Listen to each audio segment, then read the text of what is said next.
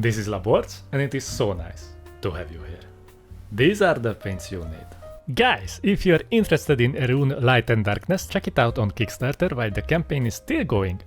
It's a very cool next generation dungeon crawler game with different game modes, and the art style of the minis are awesome with this cartoonish high fantasy vibe. There are only a few days left of the Kickstarter campaign, so make sure you check it out. Alright guys, we start with the inside of the cape since that's the innermost part.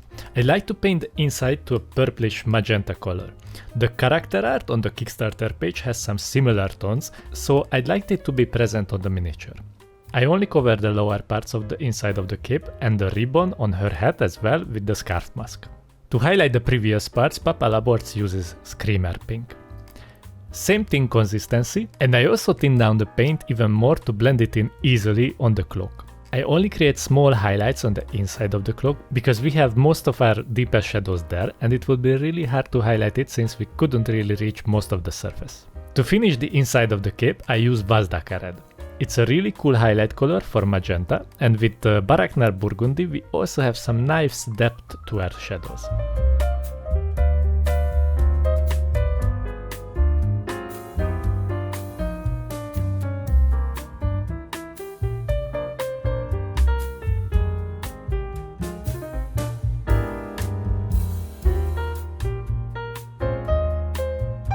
I had a vision for a very dark leather cape, but since the miniature was primed black with a satin primer, it's easier for me to just apply a matte varnish over it, because this way I can see more which parts are highlighted and which are not. It's completely optional, but I think it's very helpful. Any matte varnish of your choice would work. Now I start to apply rhinox hide. I attach the highlight reference photo with the Patreon post so you guys can see the direction of our light source. The link is in the video description. So my main approach for the character was something like an outlaw western looking demon hunter.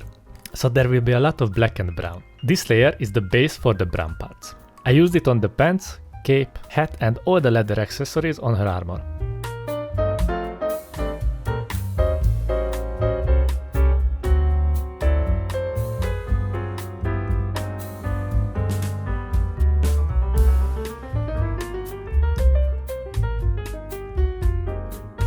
After that I used burnt red. Now the more and more I applied this color, the more I hated it because it doesn't really add to the brown leather vision I had. So I would advise you guys just skip that part, but it's a great color for the crossbow's wood part. Like it's a mahogany crossbow, which sounds cool.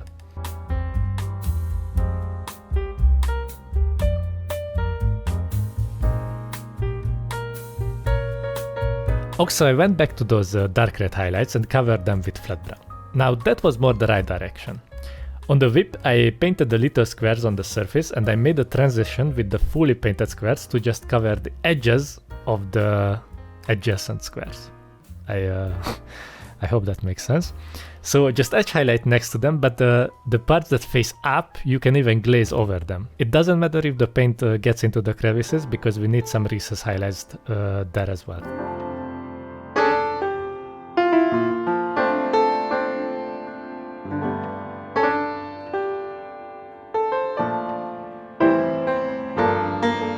To add some texture to the leather parts, I painted these small lines.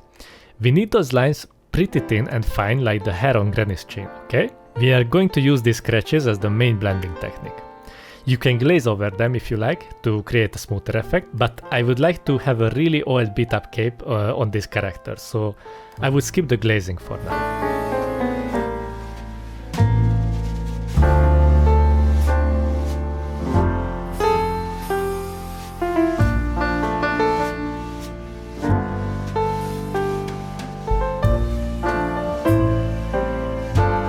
Next, we use flat earth to reduce the highlight areas. First, I sketch out the smaller highlights and then I continue to paint the scratchy pattern. Add some recess highlights to the cape and edge highlight the leather straps on her chest. Now on the pants I had a little bit of a problem because I wanted to highlight the left side of the character more, but later I ended up highlighting the right side of the character more. I don't know, the shoulder armor got a little eye-catching in the later steps, so I thought I moved the angle of the miniature more to the other side. After that I used morghast bone to create the maximum value highlights. I continued to do the scratchy pattern just like in the previous steps, so the texture of the cape will be consistent. On the whip, you need to be a little bit more precise to do the small edge highlights. Just make sure your paint consistency is not too runny this time, so it won't flow into the recesses. If it does happen, then make sure you are ready to receive a huge slap on your tiny hand.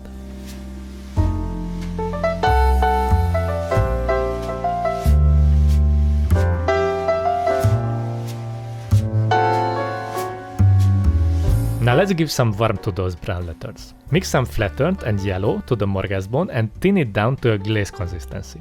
Now Papa Laborc could totally act it out as a professional, like that was 100% planned step.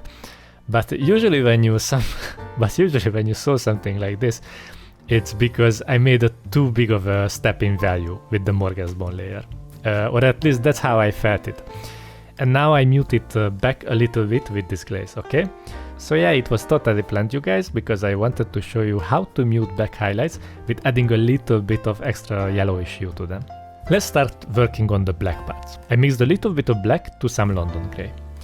If you have seen some of Papa Laborc's tutorials before, you know that the secret of painting black is to leave 40% of the surface with light to paint black. Otherwise, we will end up with something more greyish looking. On the chest, I created a very small highlight areas, and it's barely visible at this stage, since the paint was also thin. I started to paint the armor panels as well, but don't mind that, we are going to use a different color for the metals. On the boots, try to emphasize the folds and really try to follow the shape of them with your brush. Pick out every fold that faces up. Use pure London grey for the highlights and try to use it very moderately. We don't need much of that grey because it will turn the black leather parts to grey. On the chest, try to make the highlights parallel on the leather straps so the highlight placement will be consistent. Later you can always come back with the previous color and blend it with a few layers of glaze. Okay, now for the small NMM parts. Let's cover everything with dark sea blue. You must be thinking, why don't we use the same greys we did for the black leather parts? It's a fair point, but I want to make sure that NMM looks different than the leather. If we paint it with the exact same colors like the chest, then it would look like the chest is metal too, but with less contrast. I don't really want that, so we add a little bit of cold colors to our NMM rather than just use neutral greys.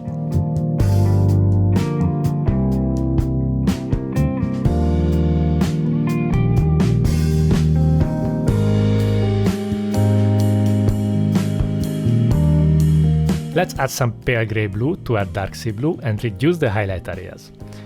We highlight the waist shield, shoulder and wrist guards, some metal parts on the boots and her dagger. On the little stakes on her leg, try to leave a darker shadow on the middle so that will emphasize the cylinder shape on them. On the shoulder guards and wrist guards, leave some dark line between the armor panel and the binding to have some extra definition to them. On the crossbow we mostly have small flat surfaces. There are really not much you can do about flat NMM parts other than creating a simple gradient over them. To blend in these parts, just thin down your paint to a glaze consistency and move the paint from the dark to the brighter areas. It's not a fast process, but having these nicely blended surfaces next to these rough leathers creates a nice texture contrast that will make a mini more visually interesting. After that, let's push the contrast with pure pale grey blue. Remember guys, we need the previous layers as well to have a high contrast NMM. It's not easy to use numerous layers on such small surfaces, but Papa Laborc trusts that you can handle it. Now, if you look at our previous black leather and NMM, you can see that the two materials feel totally different. The leather is more of a neutral black and the metal parts look very cold and bluish grey.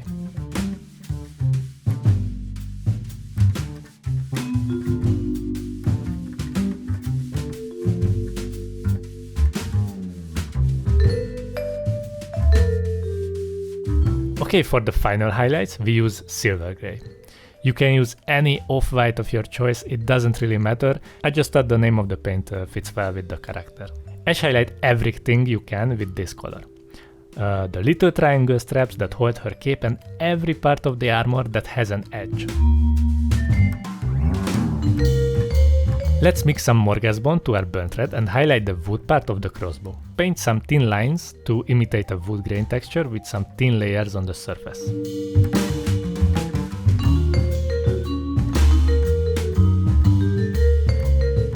Now let's paint the little fires on her belt. For the more round bottle, I used wazdakka red, and for the green I went with German camo bright green. So it's like a health potion next to some poison. To add some glass feel to the fires, I used the pale grey blue and highlighted the little bottles with some straight lines on the green and some dots on the more round fire. To make them more shiny, I add a tiny bit of silver grey to the highlights. I covered the cork plugs previously with flat brown and highlighted the edge of them with a mix of morghast bone and flat earth. I covered the hair with bugmans glow and glazed some burnt red for the shadows.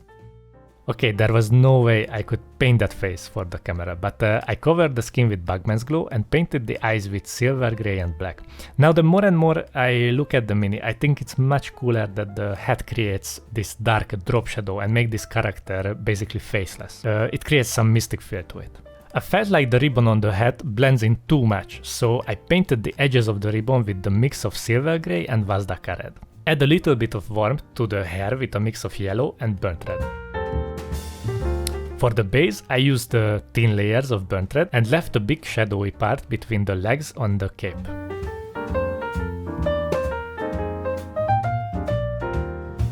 Then I highlighted the burnt red layer with some Steel Legion drab. I added some texture to the ground with some small dots, and I also covered the string of the crossbow with this color.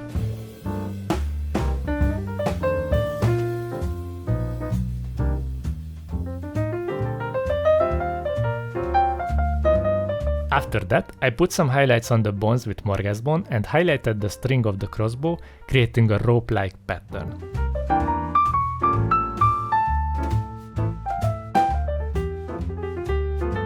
With that, the Demon Huntress is done and ready for the table. So thank you for joining me on this little painting adventure.